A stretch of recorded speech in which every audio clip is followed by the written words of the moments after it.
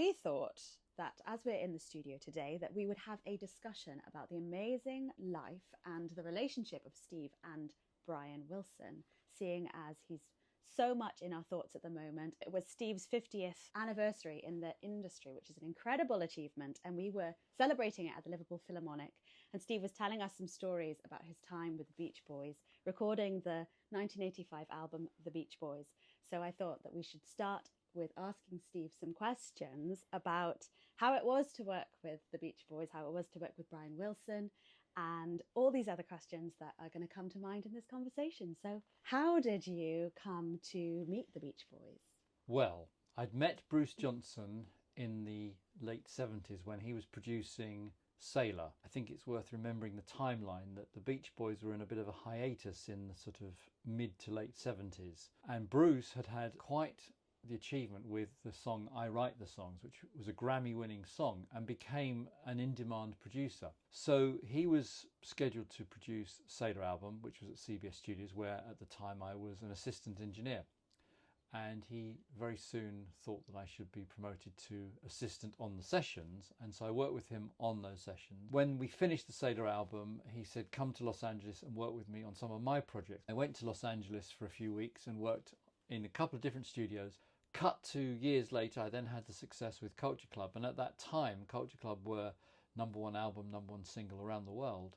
And Bruce phoned me and said the Beach Boys have just signed a new deal with Jimmy Guercio's Caribou Records, which was distributed by Epic Records, part of CBS, and would I consider doing an album with them, because they very much wanted to use the new technology that was rapidly taking over the industry. So that would be analog recording was on its way out at the time, and digital recording was coming in, and we were at the very beginning of sampling technology. Yeah. And you were a pioneer for a lot of that, weren't you? Like in terms of kind of sampling and bringing in lots of synths and kind of amazing sounds of that time. That was definitely something that you were known for in the industry. And we'd used a lot of that technology on Culture Club, particularly the sampling technology. Yeah. And Brian Wilson in particular was very keen on using it. So I met with the band. I actually met with the band in London when they had a Hyde Park concert. And then I just had to meet Brian, and Brian actually came to visit me when I was working on Ziggy Marley's album in Jamaica. So amazing! It's quite surreal. He flew down to Jamaica to meet you. So what was your first impression when you kind of met Brian? Was there something? Did you kind of instantly get on with him? Was there were you a bit nervous? Like, what was the feeling? The feeling was very strange because we were in a foreign country for all of us. It was also really hot and beautiful, sunny. Jamaica is known for its fantastic weather. Yep. And Tough Gong Studios has the legacy of Bob Marley. So there was a sort of an aura of everybody being quite impressed. Brian particularly, because obviously he's aware of Bob Marley and being a music lover. So we were kind of all there thinking, oh, this is really, it was quite surreal, I have to say. I think surreal is a very, very good word for that particular way those sessions were. So the very first thing he said was he got out of a taxi and came towards me and said, hi, I'm Brian, as if I didn't know. You're like, I know. Yeah. Followed by Dr. Eugene Landy. That's for a whole nother story, but those that know. That. We'll park the Eugene Landy story for now. Another time. All I can say is watch the film Love and Mercy. It's phenomenally accurate. You've said that. It's so good. And there's a couple of very specific moments in there that are so true because I witnessed those firsthand. Yeah. So anyway, I digress. So the very first thing Brian said to me was, can you show me the Fairlight? Carl Wilson had been telling me about the Fairlight, and I'm very intrigued. Would it sample my voice? And amazing. I said, absolutely. So the very first thing we did was we put a microphone up in the studio, and Brian gave me some oohs, and we put those in the Fairlight, and then he could play the oohs on the keyboard, which was the thing that he wanted to sort of realise, does that do what I wanted? Yeah. At that point, the session musicians who were there said, Brian, please will you play Surfer Girl? And so he sat down at the piano and played Surfer Girl, and they sang Surfer Girl. Oh my goodness, that is amazing. But this was before camera phones, so unfortunately I don't have it. Even just imagining that though, like you get goosebumps just thinking about what that would sound. Oh my goodness. So that's actually quite a kind of a dramatically beautiful meeting of meeting someone really for the first time. Like you'll never forget that as a...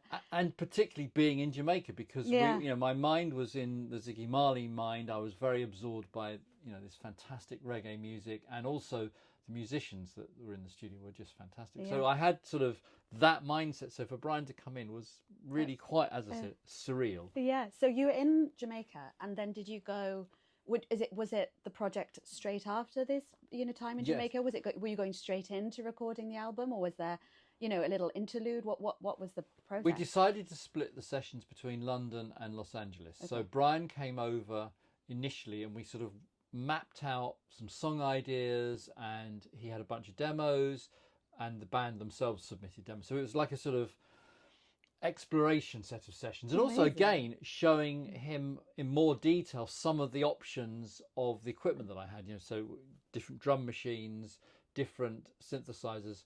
You mentioned about the synthesizer technology that had come forward hugely, so we now had what everyone knows, the DX series, the Yamaha series of keyboards, which were revolutionary at the time, offering sounds that were just impossible only a couple of years ago. So again, he was very keen on that, and so much so actually the DX sounds appear across the 1985 album enormously, because both he and Carl absolutely adored the way that it sounded. And also, I actually had a DX1 at the time, and they also liked the way that keyboard responded to their playing, which is really good. Absolutely. So those were the initial sessions, and then after we had some basic ideas down, we went to Los Angeles to record some more. Then we actually did have another session in London. That was the session where I was very fortunate enough to use Ringo Starr to play drums. Yeah, I was literally one of my questions was make sure you ask Steve about the Ringo Starr, because you said this story when we were in the Liverpool Phil, and Katie Puckrick was asking you these questions, and it wasn't amazing. I didn't actually know this about the sessions that you had Ringo Starr. So do you want to say a little bit about it? So we're here in July. And July the 4th is a big American celebration. And for many, many years, the Beach Boys had played the Washington July the 4th celebrations. And so we'd started the sessions, but Mike Love said to me, you and Karen, my wife, you must come to the July the 4th celebrations. And, Mike is, those that know Mike Love gets a deal on everything.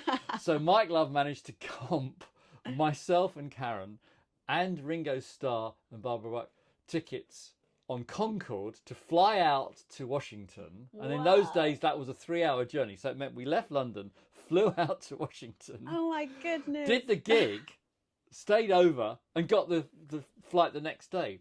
But life of luxury. That was quite impressive, I have to say. And literally 3 and a bit hours later, you arrive in Washington. But because of the time difference, it's like you've not lost any time at all. Yeah. So Mike Love said to me, please, please, please, when you go back, will you ask Ringo to play on the record? Because Ringo played for them at the July the 4th event. And there is footage of that on YouTube, by the way. You were asked to do the kind of the negotiations. Yes, exactly. You've got Ringo in the Concorde, so it's time. Yeah, you've got him for 3 hours. He can't do anything. Got to do the deal. So I did, and he said, of course, when do you want me to do it? And so we fixed the date, and he turned up at Red Bus Studios with his roadie and his drum kit, and we had such a fantastic day. He played drums on the track. Ringo, he is one of the greatest drummers in the world. Absolutely. The Beatles without Ringo would not be the same sound. I really agree. His playing, but more importantly, things that I don't think he gets enough credit for, is his perception of sound. And, those that know the Beatles catalogue well will know how important, for example, Day in the Life, those drum fills. And I know from speaking to him that after he did those drum parts, Paul redid the bass to go with him. And you can't separate those two things on that track. So after we did the first or second take of the drums, he said to me, this doesn't seem right. And bearing in mind the song that I'm talking about is California Calling, which is very much a surf style song. Yeah. And he said, why don't we sample? And I went, oh yeah, that's a great idea. That would be so good. Because he was, again, aware of the sampling technology. Aware of the time and aware of the kind of and the so vibe. I was in the very fortunate position to have Ringo sat with me in the control room. And I do have some video footage of it, so I know it happened. And we sampled his drums into the Fairlight, and we replayed the part. And it sounded so much better because it sounded still like Ringo, but it was modern. And it was like very fitting for the times. And I think it was very much in keeping with what was going on with other records. Amazing. Well, it's an incredible story that you also had to be the one to get Ringo to sign on. Like, not everyone can say that as a part of their life, that I was in a Concorde with Ringo Starr and I had to ask him to play on this record. So that's pretty impressive in my opinion. But I wanted to ask you, because I do know this story and I feel like other people would like to hear this story, about you going into the studio for the first time with Brian and doing the vocals, and it's actually been a part of how Brian then came to really trust you and love you as a really, you know, solid human being, to offer him really honest advice. So if you tell this story, I'm sure everyone would really love to hear it. So I mentioned our beginning sessions at Red Bus. So those were very much experimental, and we weren't really recording too many things. It was just sketch ideas. So, you know, none of us, you know, when you do songwriting, you just put down the ideas. You're not you're not looking at quality of recording. It's just get the idea down. Yeah, and so then you don't forget. So you're just kind of analysing. Yeah. So all those sketch ideas were very much just quick. You know, there wasn't any time and consideration to it. Once we had some backing tracks down, then we started to do the vocal session. And we'd already sort of been thinking about which song we're going to work on. So Brian said, well, I'll go first. So he went out to the studio. And again, as I mentioned, this was a brand new recording deal for them. They hadn't been in the studio that much. And in the time that they were last in the studio, which I believe was for the LA album, which is a great album, by the way. Yeah, I think it was that 1979 or something. No, yeah, maybe or 1980 or something. Yeah. It was like 5 years. So, the Beach Boy... The Beach Boy completists will know the exact date. I will hope that people will tell me. And maybe put up a picture of the the LA album and the exact date. So they hadn't really been in the studio absolutely kind of full on for quite some time. And the sessions that we started were in 84. Mm-hmm. The album came out in 85. So Brian said to me, okay, well, I'll go first. So Brian goes into the studio and starts singing. And it honestly didn't sound very good at all. It just sounded... Everything about it was wrong. And also, as you know as a singer, warming up is really, really important. Yeah. They hadn't done any of that. And so it really was. And as he came back into the control room, everyone was going, oh, yeah, great. And then Brian said to me, what do you think, Steve? And I said, if you want my honest opinion, I said, it's really not very good. And I said, I think you could do with some vocal lessons. Wow. At which point you could cut the atmosphere in the studio with a knife. Imagine saying it was like, that. I mean, it's impressive that you had the confidence to say was that. Concerned. I mean, you have that is a job of a producer, to be able to, like, you know, you want the record to sound good. And my name's going on the record. And your name is going on the record. So I just said, I'm really sorry, it's not good enough, you know. And also, I was flown out there with all my crew at a great expense. I want this to be really good. There's a lot riding on this. So, as I said, the atmosphere in the studio went downhill very rapidly after that, and Brian stormed out, and that was it. So it was. I want to. Can you remember what you like in that moment where Brian kind of stormed out and you were just left there, like, oh, did your heart sink? Did you feel like you were like, am I going to get fired? I thought that's the end of the record, actually, to be honest. Really? And we hadn't gone so deep into the record that it was, you know, we'd wasted months of studio time. You know, we had only just started. So I thought, well, okay, if this is it, you know, I've very rarely in my career have I had records that have come to a grinding halt, you know, during the production. I had one that I'd started, you know, in the early 80s, which did stop because of some illness with some of the people involved, and then the album just got shelved because they never, you know, we'd started the sessions and then one person, it wasn't very well, and then they decided they didn't want to continue with it. Absolutely. Yeah. And that's the only time I can recall where something had been started and it just came to a halt. But in this case, I thought, well, that's the end of it. And it was late in the afternoon. It must have been around 5 or 6 o'clock, because we never worked that late with the sessions, if I remember. You know, we often finished about 7 or 8 at the very, very latest, and that included having something to eat. So maybe it was around 5 or 6. So I said, well, let's call it a day for today. And so the next day I went into the studio, and quite early on in the session, and there was just myself and Gordon, our engineer, and Greg Laney and also Carmen Rizzo. That was the staff. Carmen Rizzo is now a very famous producer. He was my assistant on those sessions. Amazing. And he loves it to bits, by the way. So hi, Carmen, if you're listening. We text each other all the time. Look up Carmen's CV. Anyway, so you've arrived. It's the next day. You've arrived into the studio. And so I'm in the studio with Carmen and Greg and everyone. We're sitting there. Yeah. Phone rings. and reception says it's Tom Hewlett, who was the band's manager, on the phone for you. And I thought, okay, here we go. Here's the call. That's, you kind of know. It's before we had mobile phones where their name comes up. But when the reception says it's Tom Hewlett on the phone, you know, you have to. You can feel your heart just being like, oh. So he said, Brian's not coming in the studio today, Steve. I went, okay. And there was like a silence. He said, do you want to know where he is? And I went, okay, tell me. And he said, with a vocal coach. Thank you. And then hung the phone up. And from that moment on, the relationship changed. I still get absolutely goosebumps changed. Hearing that story. It's so brilliant. And not only did it change, but several years later, when the Pet Sounds Smile Tour was taking place, I have a really strong memory of the Hampstead event, which was at Kenwood House in Hampstead, where they were performing. And those that have been to Kenwood and have seen it, it's in a historic building, and there's a lake, and the stage overlooks it. It's just absolutely beautiful. And this was like, the weather was fantastic, but there is a slight restriction because the backstage area where the sort of tea and coffee and snacks are is sort of isolated, and if you wish to go and have a proper meal, you have to get a golf cart and drive to the house. So just at sort of, they did the sound check and I was there with everybody, and Brian said, I don't want to go on the golf cart and go back to the house, I'm not that hungry. And there were some sandwiches there anyway, so, and it was such a lovely day. So Brian and I sat in 2 deck chairs. I do have pictures to prove it.